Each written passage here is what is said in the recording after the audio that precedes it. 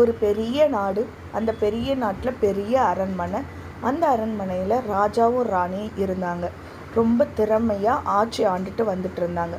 ஒரு நாள் இரவு ராணி மலர் தூவின படுக்கையில் படுத்துட்டு இருந்தாங்க. ஒரு அசௌகரியத்தை ஃபீல் பண்ணாங்க.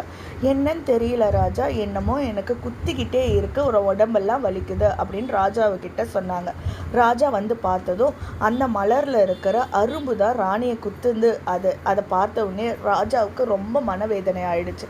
இது கூட தாங்க முடியாமல் என்ன சாதிக்க போகிறா அப்படின்னு சொல்லி அடுத்த நாள் காலையில் ராணியை ராஜா பிடிச்சு தள்ளி விட்டுட்டாங்க. ராணி மிதந்துக்கிட்டே அடுத்த நாட்டு இளவரசியிடம் போய் சேர்ந்தாங்க. இளவரசி அந்த ராணியை காப்பாற்றினாங்க. காப்பாற்றும் போது இவ்வளோ அழகான முகம், அழகான முடி, நளினமான உடல், இந்த பொண்ணு யாராக இருக்கோ, கண்டிப்பாக ஏதோ ஒரு பெரிய வீட்டு பெண்ணாக தான் இருக்கோ அப்படின்னு சொல்லி அந்த பெண்ணிடம் ஆசுவாசம் படுத்தி நீ யாருமான்னு கேட்டாங்க.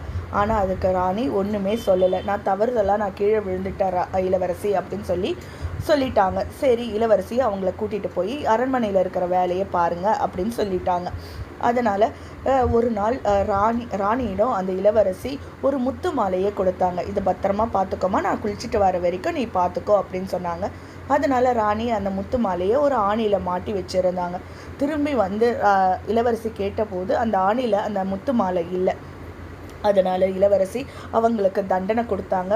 அழகான நீட்டான முடியை மொட்டையடித்து ஒரு கூண்டில் போட்டுட்டாங்க. அப்புறம் கொஞ்ச நாள் கழித்து இளவரசிக்கு ஒரு லெட்டர் வருது.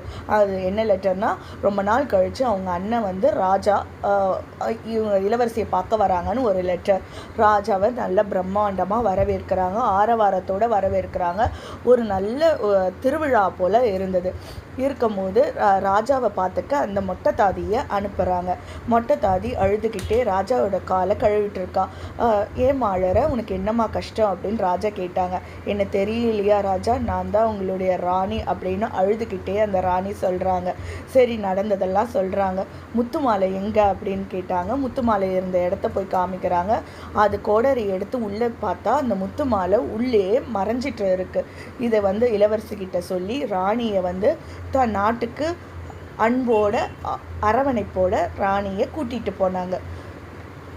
இதோட இந்த கதை முடியுது.